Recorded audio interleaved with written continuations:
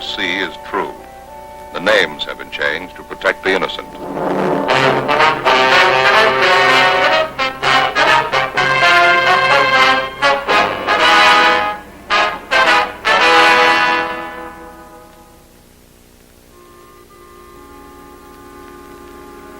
This is the city.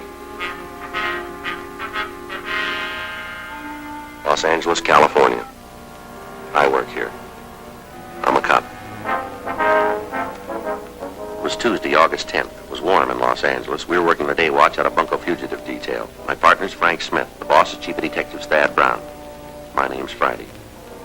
I'd spent the morning in court testifying in a fraud case. It was 11:45 a.m. and I had to get back to work.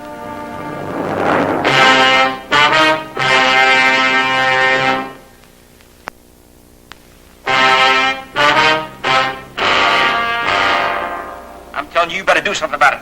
Getting terrible when a citizen has a thing like this happen to him. All right, Mr. Mather, take it easy. Tell us what it's... I got a lot of friends in this town. I happen to know one of the councilmen real good, and if you don't clean this thing up, you're going to be walking the beat out in the plum thicket. Now, wait a minute. Here's my partner. Tell us what you it's all about. You don't need no partners. You get out there and arrest them fellas. You get them. What's the matter here? Mr. Mather, my partner, Sergeant Friday. How do you do, sir? Don't you come around here trying to smooth things over. I'm not going to be happy to them hoodlums are in jail, where they belong. I'm telling you, same as I told this fella, you do something about this, I'm going to take it to the mayor. Well, what's the matter? I don't know. I'm trying to find out. Well, what you going to do about it? Would you like a cigarette, sir? You bet, thank you. Here, I got a light.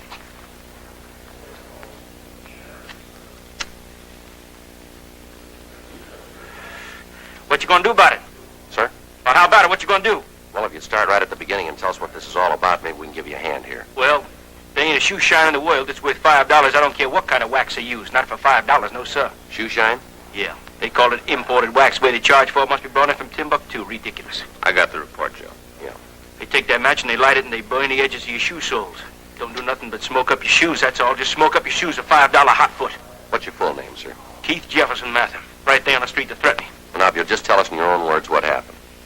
Well, sir, I was on my way to work. Had a very busy day, a lot of important appointments. I just parked my car and I was walking along and went by this place. A fella standing there asked me if I wanted to shine. Just so happened I did, so I climbed in the chair. Climbed up, read the paper. Say, this isn't catching them fellas. Let's have a little action here, instead of all them questions. We have to get the information, Mr. Mather. We'll pick up the men. Would you like to go on with your story, please? Well, I was sitting there reading the paper, and the man asked me if I wanted imported wax. I wasn't paying a lot of attention. I guess I said yes. Next thing I know, I think he's trying to give me a hot foot. Look down, you know, and he got this here big kitchen match out. Like this here.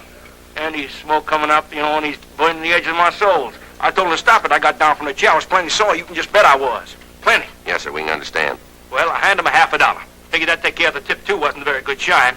Come right down to it, a $50 was too much. All that smoke. Next thing I know, he said the shine was $5. $5 almost climbed right down top of the place. I couldn't believe my ears. Can you imagine $5 for a shine? Now, are you sure that they didn't have a card showing the prices of the shines? Well, I don't think they did. At least ways I didn't notice it. Does that make a difference? Well, yes, sir, it would. Now, I told you that this has happened before. The city council passed an ordinance that all shoe shine parlors have to have a sign showing their prices. Now, if this place doesn't have the sign, we can file on them. If they list the price of an imported wax shine as being $5, then there's nothing we can do about it. We'll finish up this report, and then if you'll point out the place, we'll have a look. Well, then you could just start writing. I got a lot of important appointments. I can't spend all day in here. I'm tired. Excuse me, please. Yes, sir. Frank, you want to go ahead with this? Sure. All right, sir. Just a minute. Yes, sir. Can I help you? I want to give myself up. Sir? This is Bunko Fugitive, isn't it? That's what it says on the door. Yes, sir. That's right. And I want to give myself up. I'm tired of running. I haven't got any place to go. Do you want to tell me what this is all about? I gave him every nickel I had. I haven't even got enough money to go home. All I want is enough to eat on and get back home. I gave him everything. Yes, sir. I don't think I understand. I gave him all the money I had. He said it'd be all right. Now I'm broke, and I want to borrow enough to get home. But what are you talking about? Who'd you give the money to? The policeman. The man who'd walked into our office identified himself as Martin Dietrich. He told us he was broke and that he was hungry. We turned the shoe shine parlor complaint over to other officers for investigation, and then we took Dietrich across the street to a cafe. I'm from Chicago. I work for a wholesale drug company back there. I had to come out here on business. Got in last Saturday. That'd be August 7th. Yeah, the 7th. Got in at 8:45 on the Super Chief. I didn't have any business to do until yesterday, so I thought I'd look the town over. Get settled, huh? Yes, sir. I didn't even have hotel reservations. So after I got off the train, I was waiting for my baggage to be checked through, and I went over to a little coffee stand. Sat down, started to read the paper. Must have been there for 15 to 20 minutes when this guy came in, sat down next to me. Go ahead. We just sat there for a few minutes. I didn't pay any attention to him, busy reading the paper, you know.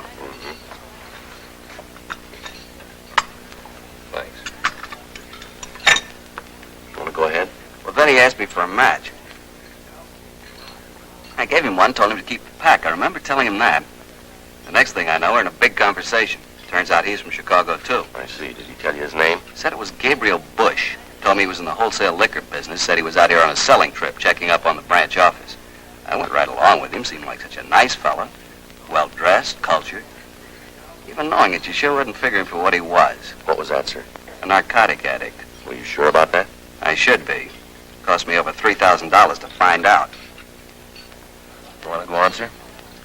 Well, like I told you, we got to talking about Chicago. Tried to see if we knew any of the same people back there. Turned out we didn't.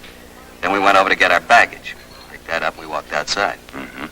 We were standing there waiting for a cab, and this Bush fella asked me where I was staying. He said maybe we could get together for dinner. See, this is my first trip out here. Bush said he'd made it several times before, and he knew the place pretty good. Told me he'd show me the town. When I told him I didn't have any place to stay, he asked me to go to his hotel with him.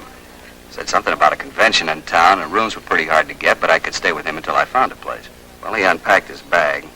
I guess I should have noticed something then, the way he acted. How do you mean? When he took the stuff out of his bag, he acted like he didn't want me to see what he was doing. But he did it in a funny way, so I couldn't miss noticing it. You know what I mean? I think I do.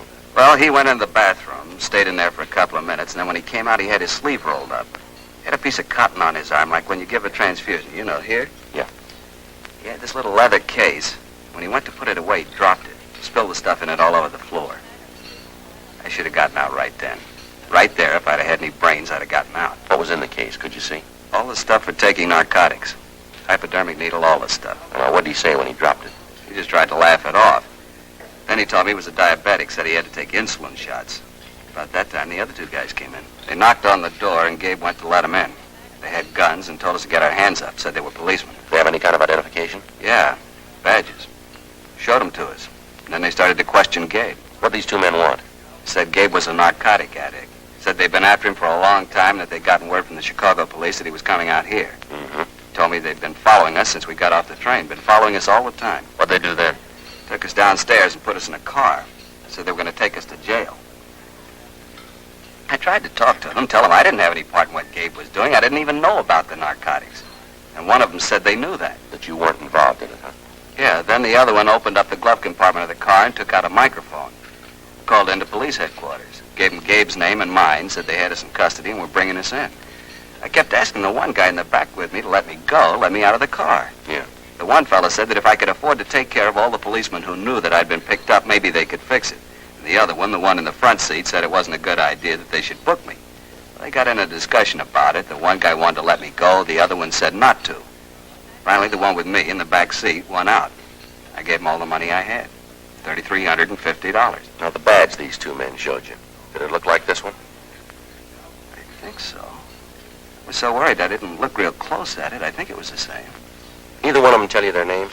Not the one in the front seat. The one who wanted to let me go said his name was Lang. Said he was a sergeant. He tell you where he worked? Just narcotics, that's all he said. You gave him all this money in cash, did you? Yeah, all of it. You know him? You know these two officers? No, sir, we don't. He said they were policemen. The badges, the police car, even the radio. Will you show us the hotel where this happened? Sure, but I don't understand all this. The other two policemen said that if I gave them the money, everything would be all right. They said they could fix it up. Now, I don't want any trouble. All I want is enough money to get home. They said they'd fix the whole thing up. They told me there wouldn't be any trouble. No trouble. Yes, sir. You think they're real cops? I wouldn't know, but they're wrong about one thing. What's that? There's going to be trouble.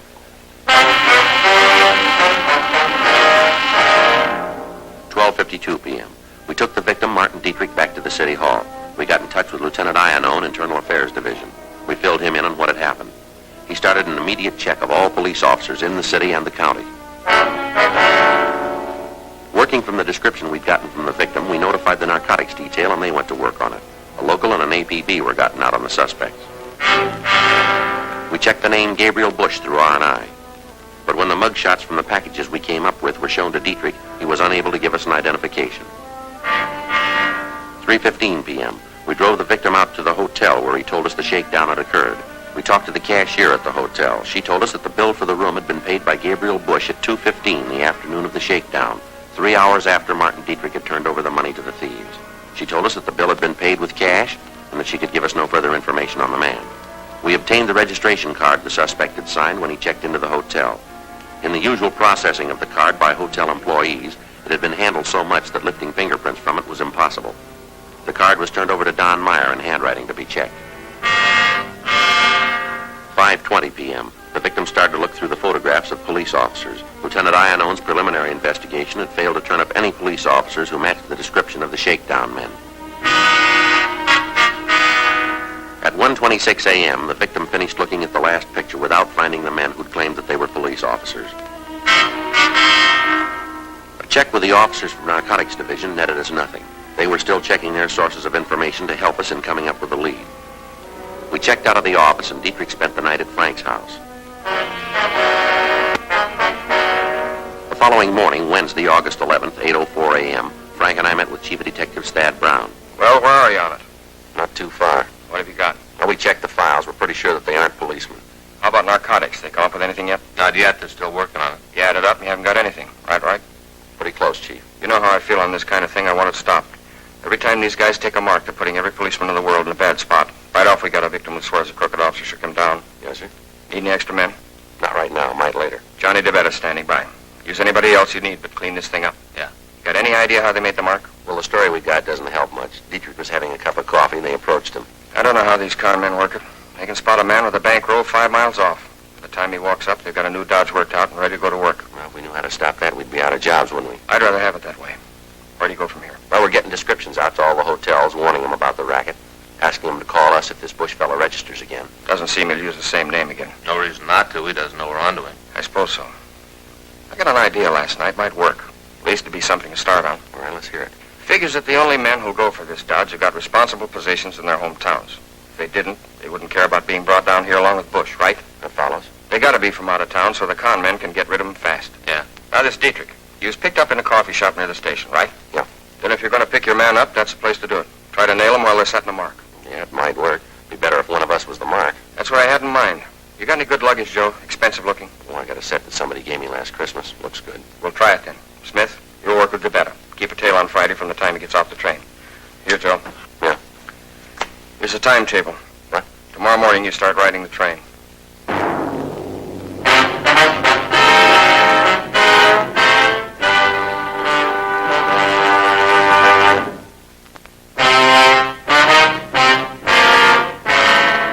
Thursday, August 12th.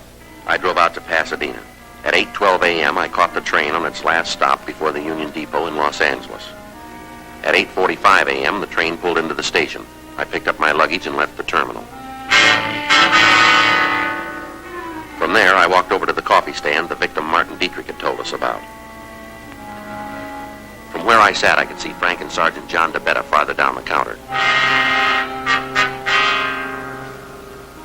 I waited an hour. During that time, no attempt had been made to approach me. I looked for anyone matching the description of the suspect, Bush, but if he was there, I didn't see him. At 10:15 a.m., we called off the operation for the day. On Sunday, August 15th, I went through the same procedure. After the waitress brought my coffee, I waited. 9:32 a.m. Pardon me, you mind if I sit down here? No, go right ahead. Here, I'll get my hat out of the way. I'll get it for you. Thank you. Sure tell you're not a Californian. Hardly anybody out here wears a hat. That's so? Yeah. Where you from? Chicago. Take the chief in?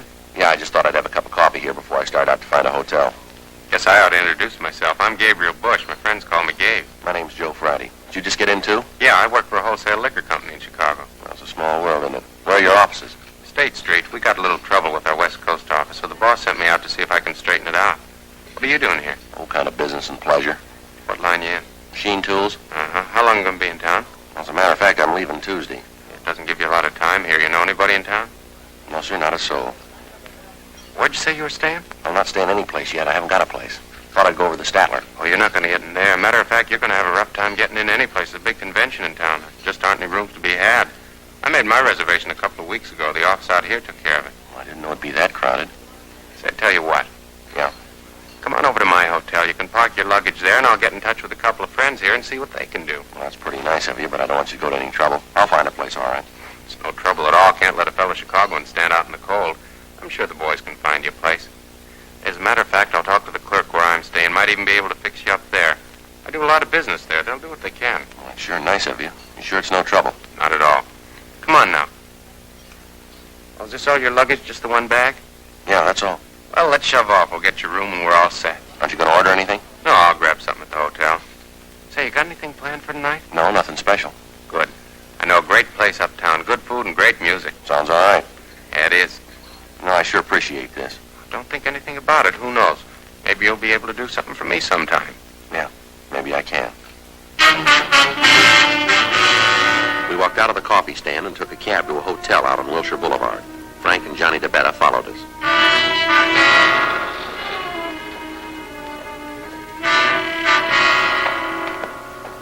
After we'd registered, we went upstairs. All the time, he kept up a running conversation about how difficult it was to get a hotel room. The bellboy left our bags in the room and asked if we wanted them opened. Bush made it apparent to both the boy and to me that he was the only one who was going to open his suitcase. Bush unlocked his bag on the bed and snapped it open. He took out a small leather case, trying to keep me from seeing it and at the same time making sure that I did. He went into the bathroom.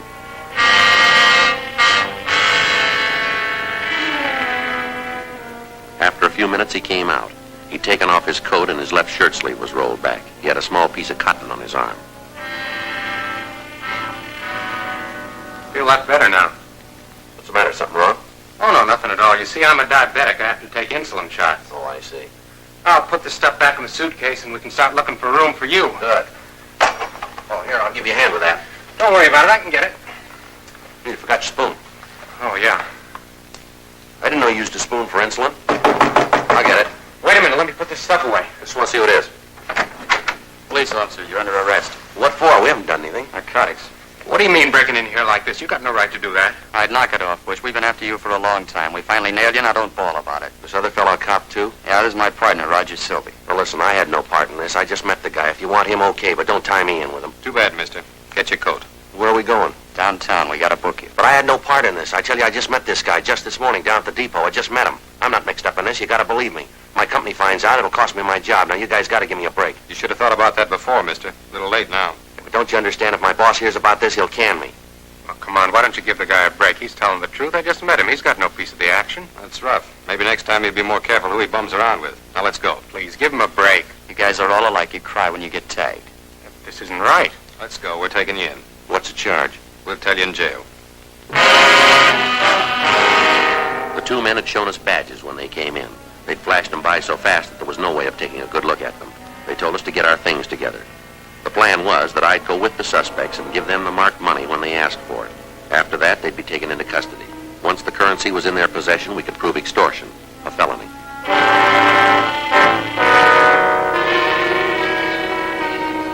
On the way out of the hotel lobby, I'd indicated to Frank and DeBetta, who were staked out across the street, that we had the right men. We walked down to an alley. All right, boy. Let's go.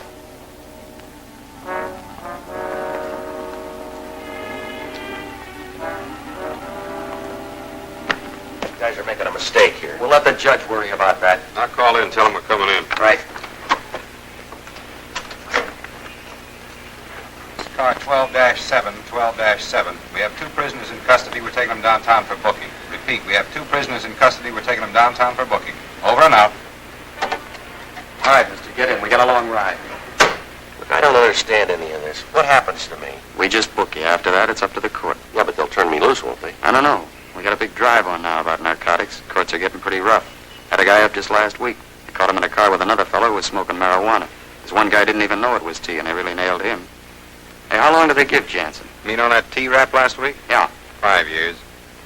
You see? They're really getting rough. Yeah, but I didn't have anything to do with this. Tell the court. Look, we know you're clean.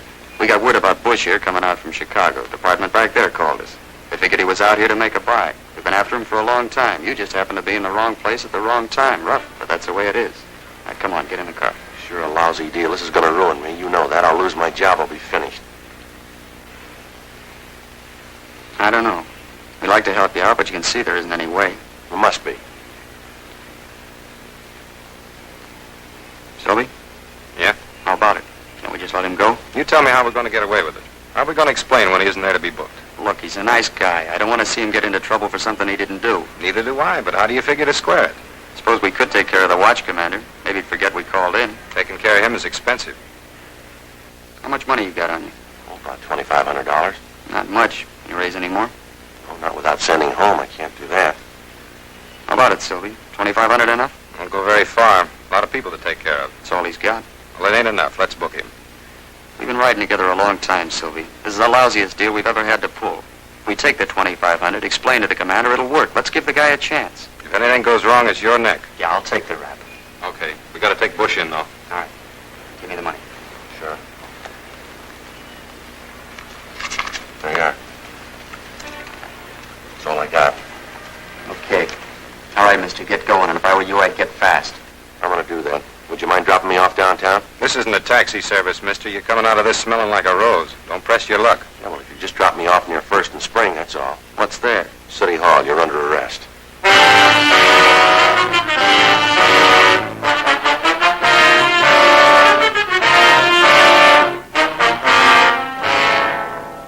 The three men were taken into custody, and the marked money was booked as evidence. We got in touch with the victim, Martin Dietrich, and asked him to come down to the City Hall to give us an identification. That's them. You'll sign the complaint? You bet I will. I want to see him get theirs. Look, what's all the beef about? A little con game, that's all, so he took the mark. Shut up, Lang. They still gotta prove it. Yeah, well, that ain't gonna be hard with all the help your friend Gabe handed out to him. Imagine being so dumb you pick a cop for a mark. You went along with it. Ah, you dumb, Gabe, face it. All right. Let's go. You too. Don't give me no orders, cop. You got me in custody. That's enough for you. I'll go when I'm ready. Come on, Lang. You know something, cop? I think I play the part better than you do. I'm going to tell you something, mister, and I want you to remember it.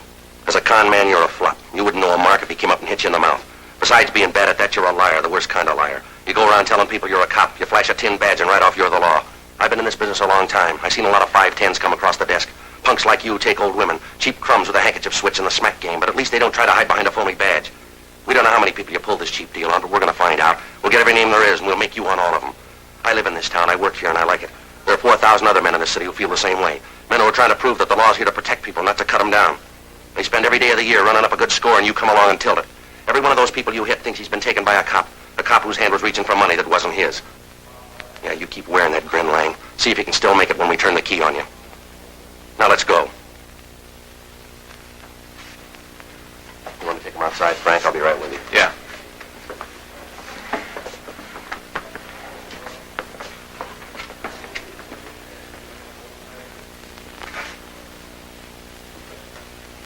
That all you need me for?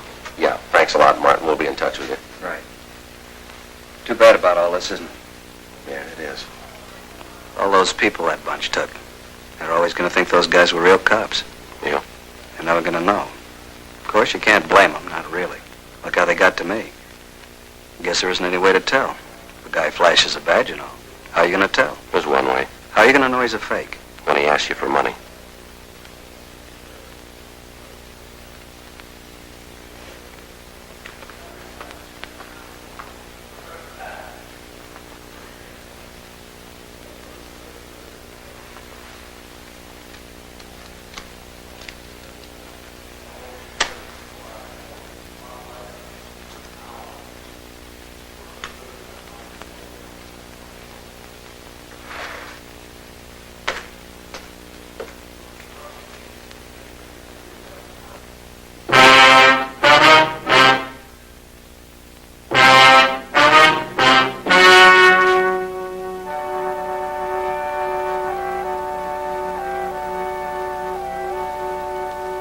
On December 17th, trial was held in Department 92, Superior Court of the State of California, in and for the County of Los Angeles. In a moment, the results of that trial.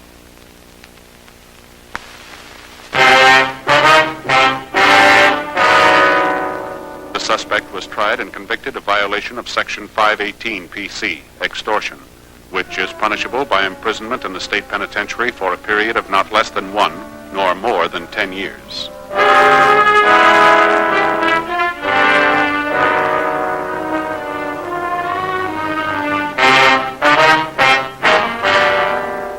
Roger Silby was tried and convicted of the same charges and is now serving his term in the state penitentiary, San Quentin, California.